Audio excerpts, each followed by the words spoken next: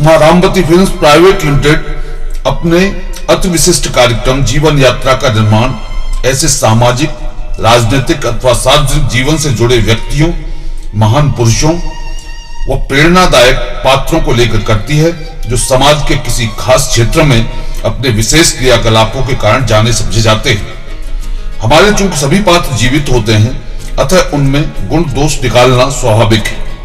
इसलिए हम स्पष्ट मानकर चलते हैं कि हमारा प्रेरणा पात्र भी इन गुण दोषों से वंचित नहीं हो सकता। हम यहाँ स्पष्ट कर दें कि दोष तो सभी में निकाले जा सकते हैं। कई विषयों में तो राम, कृष्ण, क्राइस्ट, महावीर, बुद्ध आदि भगवानों में भी लोग अवगुण तलाश लेते हैं। जीवन यात्रा का ऐसा प्रयास है जो संपूर्णतः सकारात्मक है। इसमें सिर्फ विधायक, रचनात्मक व प्रेरणादायक व्यक्तियों, वक्तव्यों, प्रसंगों, कार्यों व उनके उपदेशों, दिशा निर्देशों को ही शामिल करते हैं। इस कार्यक्रम में हम दर्शकों को सिर्फ इस बात की प्रेरणा देने की कोशिश करते हैं कि एक व्यक्ति की रचनात्मकता, उसके सद्गुण व व्यवहार कुशलता, कर्तव्य निष्ठा किस तरह प्रेरणास्पद हो सकती है।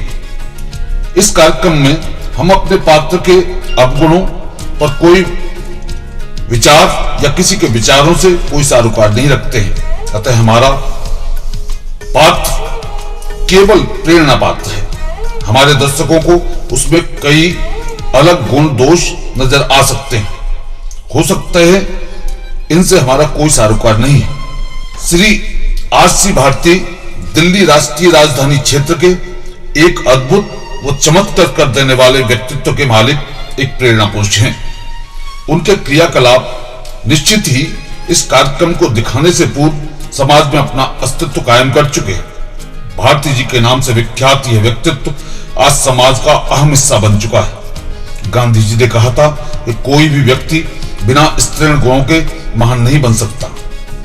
दुनिया के सभी महान और विद्वान व्यक्ति इस बात से सहमत हैं कि जिन लोगों में वात्सल्य, प्रेम, कर्तव्य निष्ठा वो समर्पण के भाव नहीं है, वह कभी महान नहीं बन सकते। ये सभी सद्गुण एक स्त्री में भी पाए जाते हैं। वात्सल्य व ममत्व के इन गुणों से जब कोई पुरुष सुसज्जित होता है, तभी वह महानता का शिखर व प्रेरणा का आधार बनता है।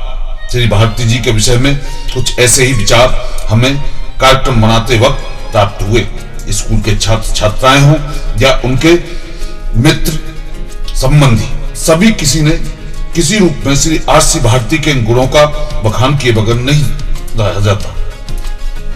पूरी जिम्मेदारी मेरी है और मैं पूरा प्रयास कर रही हूँ कि जो शर्मा जी ने नाम कमाया था वो मेरी वजह से किसी तरह से डाउन न हो, और उसमें पूरी लगन के और उसके साथ हम लोग काम कर रहे हैं। हम श्री RC भारती जी की जीवन यात्रा पर कार्य करते करते आज पंचशील स्थित सिद्धार्थ इंटरनेशनल पब्लिक स्कूल के प्रांगण में है और बात कर रहे हैं मैडम बागची से।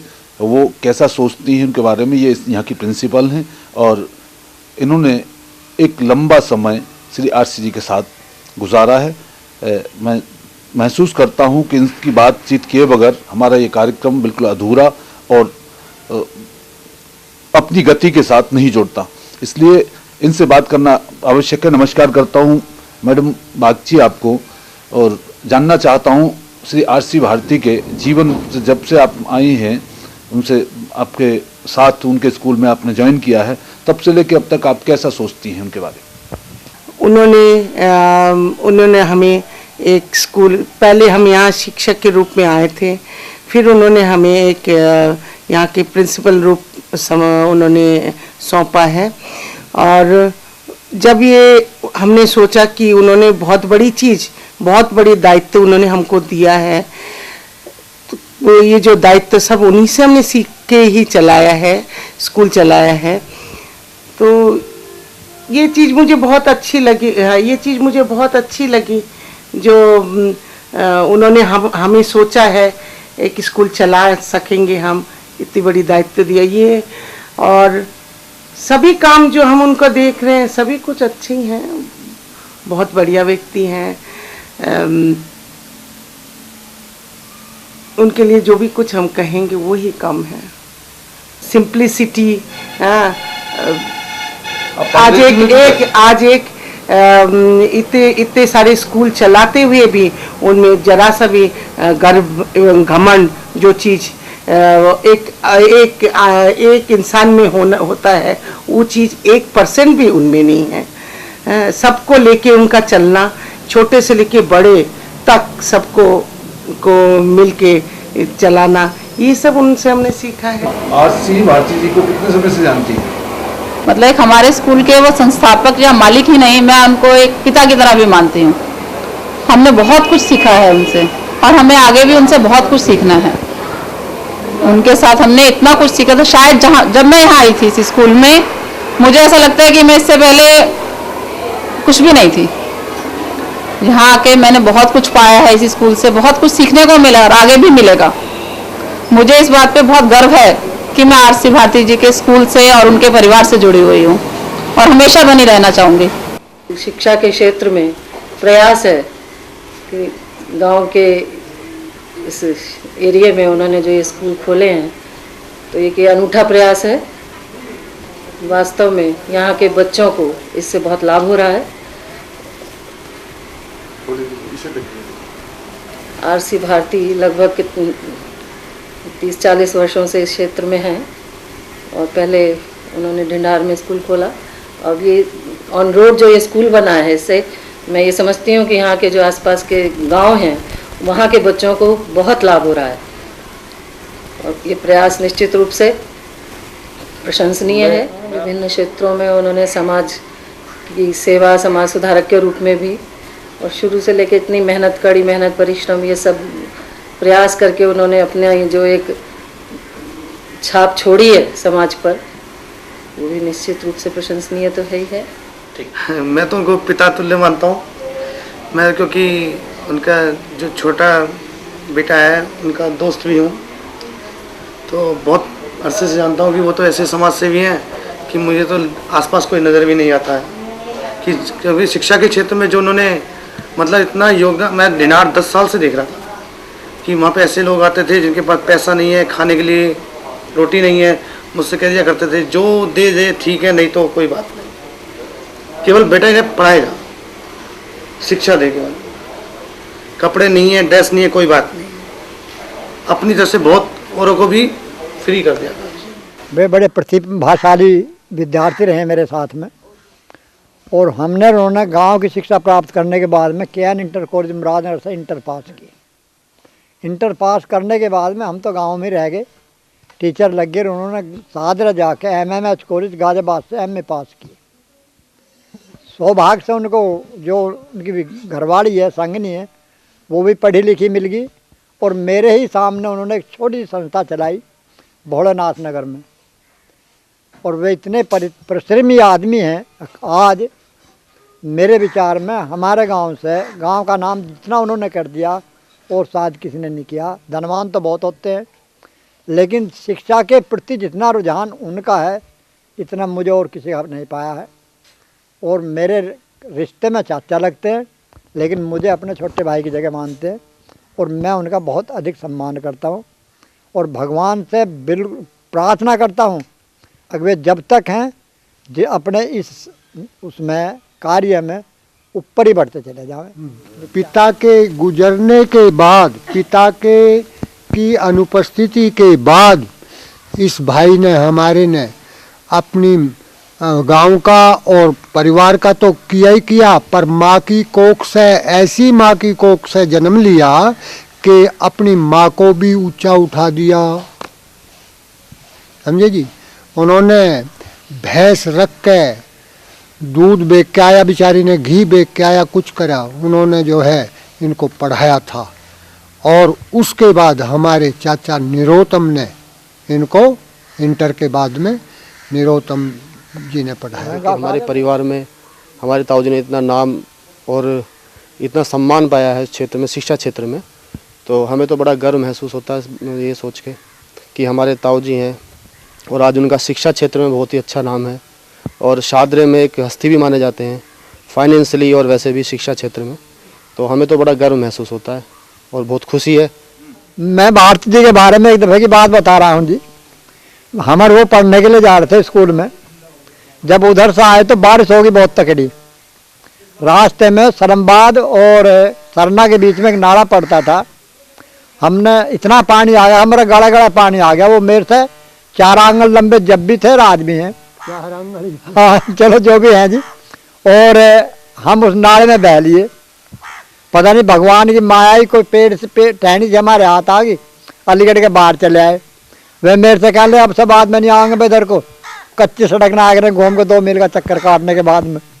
तो ये ऐसी ऐसी घटना अनेक है जी। कहाँ तक गिनवा में। जब पढ़ने के लिए जाओ जोड़ा हमारा गोड्डों तक लटका रहा, पजामा हमारा गोड्डों तक पटा रहा। गांव के बच्चे हैं, माँ बाप भी हमारे बिना पढ़े लिखे। ये तो हमारे नसीब में था भारती जी के में, जो हम पढ़ के मैं टीचर हो गया। उन्होंने अपना एक संस्था चला ली और बचपन की तो बड़ी बड़ी याद है जी। कहाँ तक गाँव में। वर्तमान के आरसी भारती को देखकर आप कल्पना भी नहीं कर सकते कि आरसी भारती का जन्म एक ऐसे गांव में हुआ था जहां बिजली एक सपने जैसी वस्तु थी, जहां टेलीफोन, सड़कें, कारें, टेलीविजन, रेडियो आदि का कल्पना की वस्तु तो हो सकते थे, लेकिन वास्तविक जीवन से उसका कुछ लेना देना नहीं था। कहीं दूर दराज किसी के पास साइकिल होती थी तो उसे देखने लोग जाते थे। कहीं रेडियो बजता तो लोग आश्चर्यचकित होकर उसे सुनते देखते। कई ऐसी वस्तुएं जिन्हें आज साधारण आदमी की पहुंच से बाहर नहीं कहा जा सकता, उस वक्त कल्पना लोक की वस्तुएं थी। हाँ, कुछ ऐसा भी था उस वक्त जो आज समाज कल्पना लोक जैसा लगेगा। वह था गांव के लोगों का आपसी प्रेम। सुबह शाम चौराहों पर लगते अलाव, चारों ओर हाथ सेंकते लोग अपनी दिनचर्या की वार्ता करते या फिर कहानी, किस्सों, राग रागनियों का आत्मिक आनंद उठाते लोग खेतों, गलियों, गलियारों की सुगंधित बयार, गेहूं, सरसों, ईख की हरितमा मानो प्रकृति गांव ही का रूप लेकर उतरी हो। ऐसे वातावरण में भुखमरी, बेरोजगारी, पढ़ाई लिखाई, विकास, प्रगति की बातें सब कल्पना लोक लगता है, या नहीं? ऐसे ही एक दिन बालक रूपचंद भारती का जन्म 1945 में मुरादनगर, गाजियाबाद के एक ऐसे गांव में हुआ जहां तक कोई सड़क सीधे गांव तक नहीं जाती थी। आसपास कोई शिक्षा के लिए स्कूल नहीं था। गांव बदहाल थे। गरीबी अपने चरम उत्कर्ष पर थी। आजादी की लड़ाई अपने अंतिम काल में थी। अंग्रेजों भारत छोड़ो का नारा देने वाले अमर शहीद महात्मा गांधी अपने उत्कर्ष पर थे। उनके सहयोगी जवाहरलाल नेहरू, लाल बहादुर शास्त्री, सरदार पटेल आदि को लगने लगा था कि अब वह आजादी की लड़ाई को जीत चुके हैं। ऐसी ग्रामीण से लेकर राष्ट्रीय स्थितियों में गांव जलालपुर धीधर में श्री आरसी भारती का जन्म एक साधारण परिवार में हुआ। जब वो पैदा हुए थे उनकी मां बताती थी गांव का वातावरण समस्याओं से भरा था। गांव में न अस्पताल थे, न स्कूल, न सड़कें थी और न सवारियां। सब बच्चे गांव में ही पैदा होते थे और आसपास की गांव की घर की स्त्रियां ही जच्चा की देखभाल करती थी। बच्चा भी ऐसे ही वातावरण में पैदा होता था। शहर की ये सफाई कर्मचारी गांव में बच्चे की प्राथमिक मां के तौर पर पहचानी जाती थी। सार्वजनिक जीवन बड़ा प्रेममय था। सभी एक दूसरे के दुख दर्द में शामिल रहते थे। ऐसे में 1945 में 5 जनवरी को बालक रूपचंद भारती का जन्म हुआ। रूपचंद इस गांव में सना बड़े हुए। क्योंकि आसपास कोई स्कूल नहीं था, अतः पढ़ने के लिए भी उन्हें दूर दराज 4-5 किलोमीटर पैदल जाना पड़ता था। ऊपर से मौसम की मार, गर्मी, सर्दी और बरसात, कुछ भी हो पढ़ने जाना मायने जाना। भारती जी खुद ही बताते हैं जब वह पढ़ते थे तब टीचर नहीं होता था, गुरुजी होते थे और वह गुरुजी माता पिता आज सबसे अधिक सम्मानित, आदरणीय और मान्यता प्राप्त होते थे। तात्कालिक गुरुजी के हाथ में यह छड़ी नहीं तो वह गुरुजी तो हो ही नहीं सकते। यही नहीं था, बच्चे के साथ उनके संबंध भी बड़े व्यापक, पारिवारिक व आदर्श होते थे। उनके हर कर्म, जीवन और वाक्यों में प्रेरणा होती थी। यह सब आरसी भारती जी को साधारणतः ही प्राप्त हुआ। उन्होंने अपने गुरुओं, विद्वानों, पूर्वजों की सेवा करने का यह गुण भी बचपन में अपने गुरुओं से ही प्राप्त हुआ। आधार यदि अच्छा हो तो इमारत की बुलंदी को कोई कैसे रोक सकता है। जड़ें ये सही सलामत हो, उनकी देख रेख सिंचाई गुड़ाई ठीक की गई हो तो उस वृक्ष के विस्तार को कोई कैसे रोक सकता है। यही बात श्री रूपचंद भारती के बारे में कही जा सकती है। माता भागवती देवी की देख रेख गुरुओं की प्रेरणा से बालक रूपचंद ने पढ़ाई लिखाई करना आरंभ किया। सम विषम स्थितियों में उन्होंने अपना लक्ष्य निर्धारित कर लिया कि बिना शिक्षा प्राप्त किए उनकी कोई पहचान नहीं बन पाएगी, और यही बात उनके मन में घर कर गई। हालात कुछ भी रहे हों, लेकिन रूपचंद भारती की जीवन यात्रा का यह अध्याय सदैव स्मरणीय और भावुक संदर्भ से जुड़ा हुआ अध्याय है। जब उन्होंने अपने बचपन में शिक्षा प्राप्त करने के लिए प्राथमिक शालाओं से लेकर विश्वविद्यालय तक की यात्रा कथा लिखी, आओ करते हैं उन्हीं से इस संबंध में बातचीत। जनवरी 5 सन 1945 को गांव ढिंढार, तत्कालीन जिला मेरठ, तहसील गाजियाबाद, आज जिला गाजियाबाद, तहसील मोदीनगर में मेरा जन्म हुआ। पिता का साया 6 महीने की उम्र में मेरे सिर से उठ गया था। माँ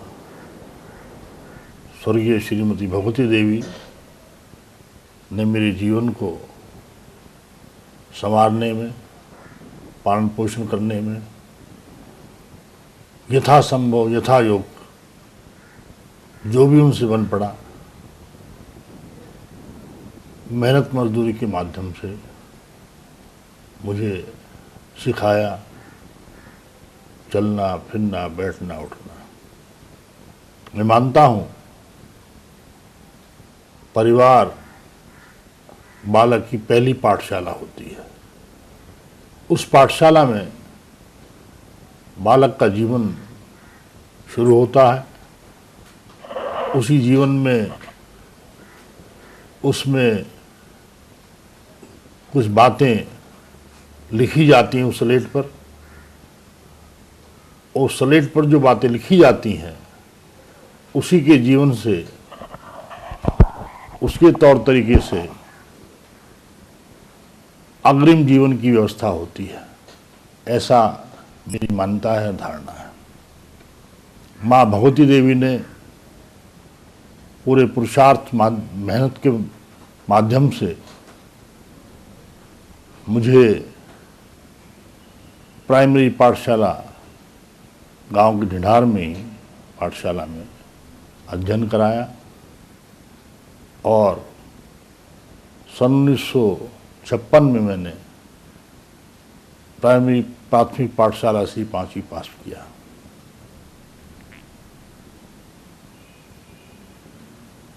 बुद्धि से मैं पैदाइशी कुशाग्र हूँ, जो मेरे पालन पोषण में अधिकांश जो भोजन मुझे मिला वो दूध का माध्यम था। ऐसा मैं मानता भी हूँ, बच्चों को सलाह भी देता हूँ, परिवार में भी, मिलने वालों को भी और अपने विद्यालयों में भी, कि दूध अपने आप में पूर्ण भोजन है। यदि बालक को ठीक ढंग से पर्याप्त दूध मिलता है पूरे दिन में, तो भोजन में किसी दूसरे विटामिन की विशेष आवश्यकताएं नहीं होती। देखते देखते ही मैं junior high school Muradnagar, town school के नाम से विद्यालय को कहा जाता था, और मैंने सन 1959 में 8वीं पास किया। अपने गांव से प्रतिदिन विद्यालय जाता था। भोजन के लिए गांव में दोबारा आ जाता था विद्यालय से। गांव से विद्यालय, वो स्कूल जहाँ मैं जूनियर हाई स्कूल पढ़ता था, वो करीब 6 किलोमीटर पड़ता है। और मुझे कोई विशेष ऐसी कोई तकलीफ नहीं होती थी 1-2 बार आने जाने में वहाँ से। जब मैं वहाँ रात को ठहरता भी था तब भी भोजन अपने घर से करके जाता था और भोजन साथ ले जाता था अपने विद्यालय में ठहरने के लिए। मिडिल स्कूल की पढ़ाई के लिए मुंशी मरालाल जी, मुंशी रामचंद्र साय, मुंशी तारिफ सिंह, कुछ ऐसे अध्यापकों से मेरा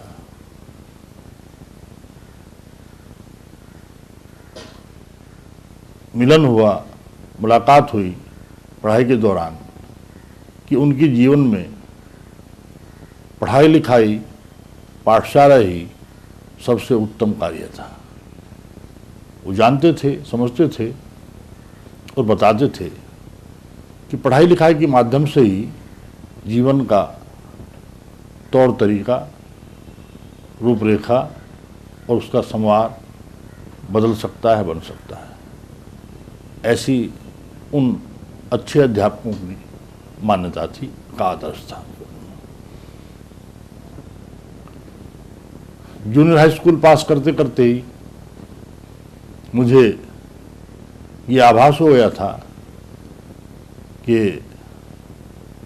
हमारे देश में व्यवस्था ऐसी है कि हमारी पढ़ाई लिखाई का जो आधार है वो सिर्फ रोजी रोटी होता है आगे। क्योंकि पिता का साया तो बचपन में से ही उठ गया था, मुझे विशेष रूप से उनका कोई याद नहीं है। 6 महीने एक बालक को कोई विशेष याद नहीं होता है। मेरे परिवार के जो मेरे ताऊ थे, ताई थी, मेरे पिता के भाई, सारा परिवार यहीं शादरे में ही रहता था। और जो मेरे ताऊ थे, मेरे पिता के से एकदम बड़े, नरोत्तम भारती, उनका विशेष सहयोग रहा मेरी पढ़ाई लिखाई में और मेरे स्वास्थ्य के संबंध में भी। अक्सर महीने 2 महीने में जाते थे, गांव में पूछताछ करते थे और सब जानने का प्रयास करते थे, ताकि मेरी पढ़ाई लिखाई में कहीं कोई दिक्कत ना आए और ठीक ढंग से पढ़ाई चलती रहे। पढ़ने का मेरा उद्देश्य मात्र ये था कि कोई छोटी नौकरी कहीं मिलेगी, अपना जीवन उससे चलेगा। चलता भी ऐसा ही है, देश का सिस्टम है, तौर तरीका है। और 8वीं पास करने के बाद जूनियर हाई स्कूल के बाद वहाँ एक इंटरमीडिएट कॉलेज था मुरादनगर में, किसान नेशनल इंटर कॉलेज के नाम से, और उसमें मैंने 9वीं कक्षा में ह्यूमैनिटीज़ विषयों में प्रवेश प्राप्त कर लिया, दाखिल हो गया। पढ़ाई लिखाई वहाँ से चलती रही, जीवन का तौर तरीका चलता रहा। खर्चे की जो आवश्यकता पड़ती थी, अगर माँ कई बार नहीं वहन कर पाती थी तो मैं शादरे आता था, और शादरे में मेरे जो ताऊ थे, ताई थी, परिवार के दूसरे अन्य व्यक्ति थे, वो इस बारे में सहयोग करते थे। सबका सहयोग रहा, इसमें कोई संदेह नहीं है।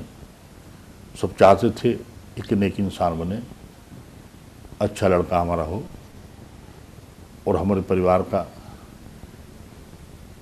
भी ढंग से चला पाए और एक आदर्श व्यक्ति जीवन में बने। मैंने किसान नेशनल इंटर कॉलेज से ही हाई स्कूल की परीक्षा पास कर ली, फिर ह्यूमैनिटीज़ विषयों में ही 11वीं कक्षा 9वीं दाखिल हो गया।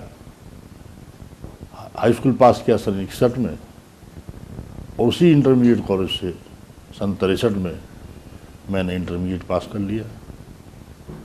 इंटरमीडिएट तक की व्यवस्था थी कॉलेजों में। उसके बाद पढ़ाई लिखाई के लिए या तो मोदीनगर, मेरठ, गाजियाबाद या दिल्ली आने का होता है। उस वक्त ऐसा ही था सब। और मैं यहाँ शादरे आ गया अपने परिवार के बीच में। जो मेरे ताऊ थे, ताई थी, उनके साथ सहयोग के साथ रहना शुरू कर दिया। और मैंने MS college Ghaziabad, Mahanand mission college Ghaziabad में बीए के पहले वर्ष में राजनीति शास्त्र, हिंदी शास्त्र और अंग्रेजी साहित्य के साथ बीए में प्रवेश कर लिया। बीए पहला साल भी रेगुलर जाता था, पढ़ाई लिखाई रखी, जारी कर दी। अब यहाँ बड़ा अहम प्रश्न आ गया जीवन को चलाने का। ये बात 63 के आखिर की, 64 की शुरू की बात है, जैसा मेरी याद में है।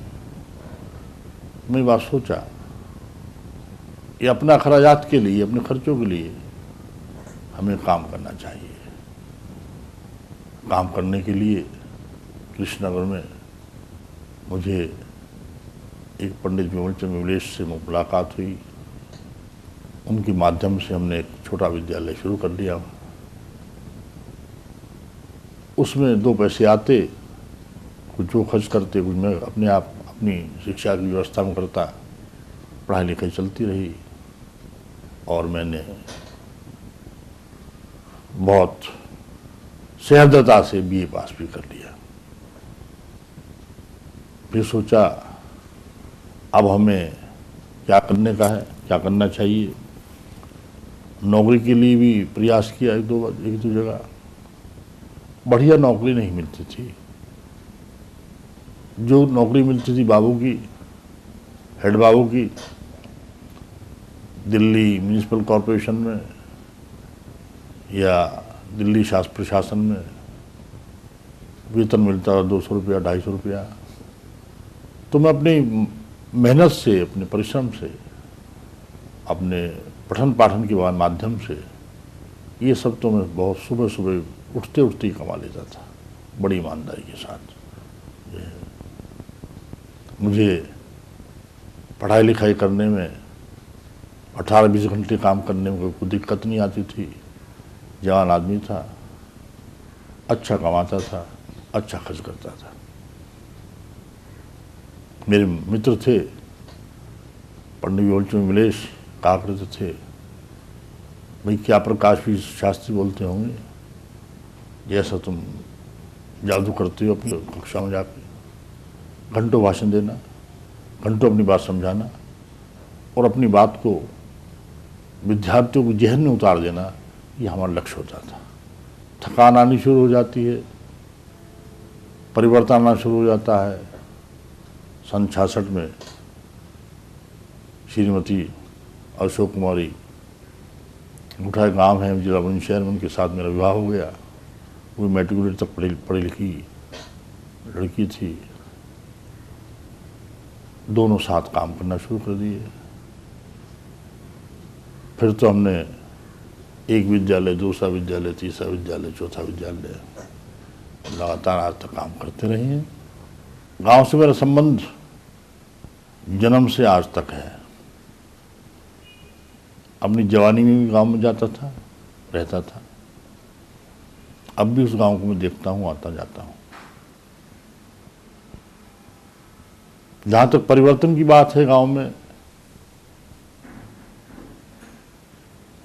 उस वक्त का जो गांव था 70 के दशक का, 60 के दशक का, उसमें उस गांव में पदार्थ का कोई विशेष योगदान नहीं था।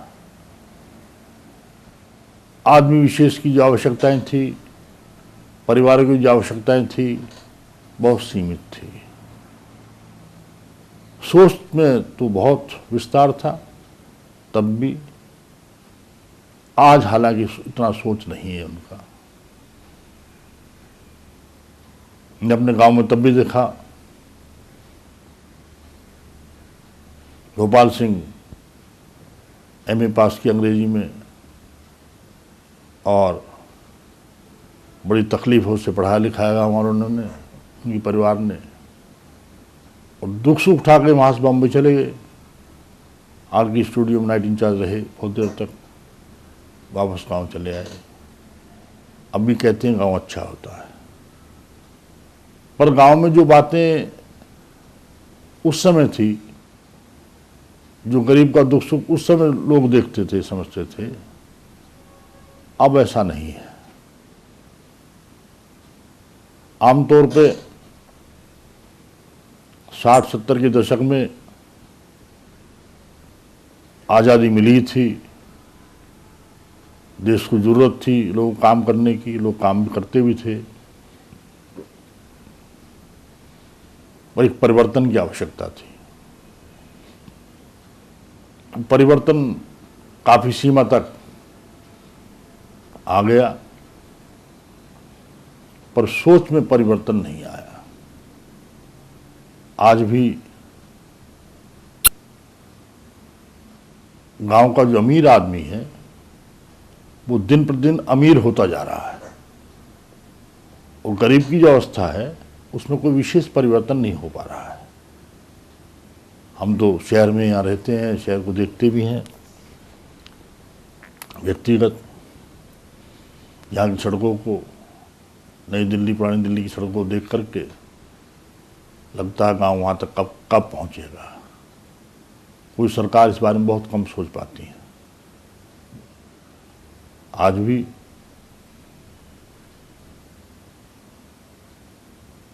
उस दिशा में सोचने की बात जब उठती है तो सरकारें शांत हो जाती हैं। इस बात को सरकार भूलती जा रही है कि भारत एक कृषि प्रधान देश है, खेतीबाड़ी हमारा मुख्य धंधा है, उससे जुड़े हुए जो काम धंधे हैं उनका विशेष महत्व है। गांव का विकास भी तभी होगा जब उनका विकास होगा। देश में जो है समृद्धि तभी आ सकती है जब हर गांव की स्थिति बदलेगी। मैंने देखा था उस वक्त में भी कि लोगों को जो है रजाई लिहाफ मिल जाता था, पूरी सर्दी में रुई मैसर नहीं होती थी उस भरने के लिए। अब भी मुझे कई बार दिखाई पड़ता है जाकर, लोग अब भी ठंड से कांपते रहते हैं, अब भी परेशान रहते हैं, और कोई मशीन नहीं है ऐसी सरकार की जो इस दिशा में काम करे, इस दिशा में सोचे। 47-50 की आज़ादी के बाद 60-62 साल हो गए आप देखते देखते, अभी भी हम लोग ये नहीं समझा पा रहे हैं कि जनसंख्या पर नियंत्रण आवश्यक है। जनसंख्या व्यवस्था में जब तक नहीं होगी देश की, देश में परिवर्तन नहीं आ सकता।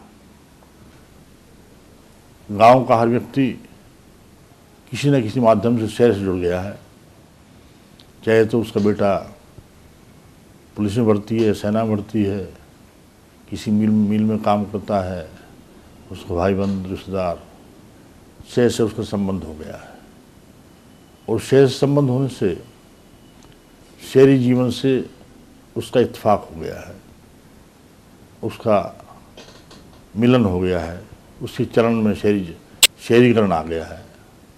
और शहरीकरण आने से उसके स्वार्थ में वृद्धि हुई है, उसका जो पदार्थ है, उसका जो कीमतें हैं वो बढ़ी हैं, परिवर्तित हुई हैं। अब सहज लोग आपस में इसलिए नहीं बैठते पाते हैं, आपस में मिल बैठते हैं, बात करते हैं, उनको लगता है मेरा साथी बैठेगा तो मुझे इसके हुक्के का इंतजाम करना पड़ेगा, इसकी चाय पानी का भी इंतजाम करना पड़ेगा। अपनी अपनी ढपली, अपना अपना राग अपने अपने घर में सब बजा रहे हैं आराम से, जैसा वो चाहता है उसके हिसाब से सब खर्च करते हैं, उसके हिसाब से जीवन चलता है। तो जो इंडिविजुअलिज्म है, व्यक्तिवाद का प्रधानता हुई है परिवारों में, विशेष रूप से देहात में जो आई है, उस सब का देहात का शहरीकरण है। देहात का संबंध शहरों से हो गया, शहरों से साधन जाने शुरू हो गए। ये विशेष आवश्यकताएं देहात में पहले नहीं हुआ करती थी। भोजन सादा था, खान पान सादा था, दूध दही का भोजन था, साग सब्जी का भोजन था। इससे अधिक अगली आवश्यकताएं नहीं थी। अगली आवश्यकताओं को शहरों में मिलन हो गया, यहाँ से पूर्ति होनी शुरू हो गई, पैसा दिखाई देना शुरू हो गया। जब पैसा दिखाई पड़ता हो एक पैसा ही, पर उनको परिवार में मिलता है पैसा जाकर के, और उससे उनके स्वार्थ में वृद्धि हुई है। उनका जो जीवन का ढंग था वो बदला है। आदर्श की बात है, व्यक्ति विशेष कुछ भी कह सकते हैं। मैं कायदे का पढ़ लिखा इंसान था और मैं जानता था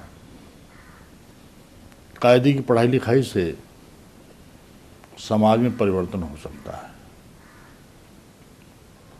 व्यवस्था बदल सकती है।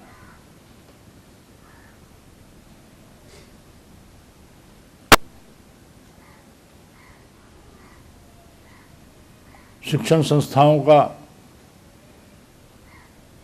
तब से आज तक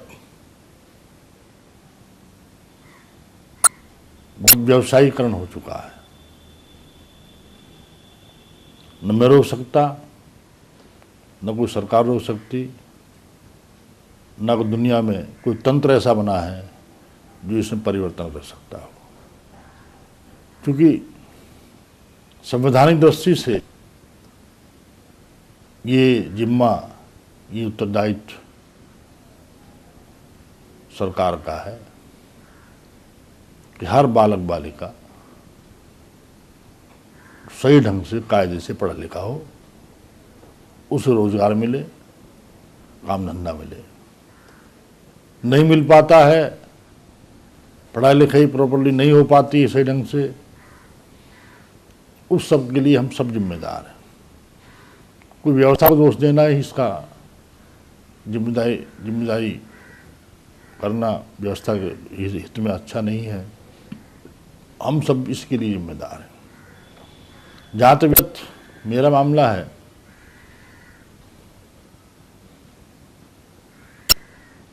नहीं जानता था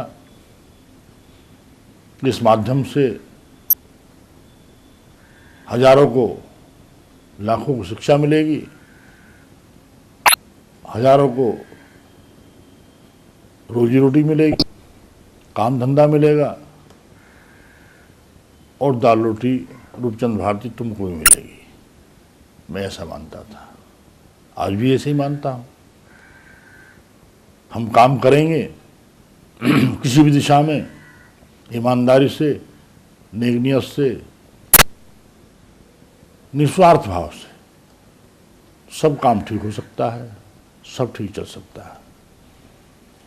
सन 70 में, इससे पहले श्री मंदिर दास जैन एक विद्यालय चलाया करते थे। किन्हीं मामलों में उन तकलीफ में आ गए थे। उनका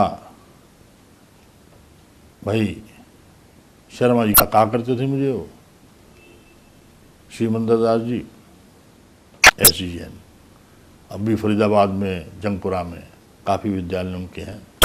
भाई आप देख लीजिए इनको। हमने कहा हम देख लेंगे। तो हमने शादरे का जो विद्यालय था, मात्र उसको ही देखना शुरू किया, सब बंद कर दिए। जो इधर उधर बाहर थे उनके, ठीक चलता रहा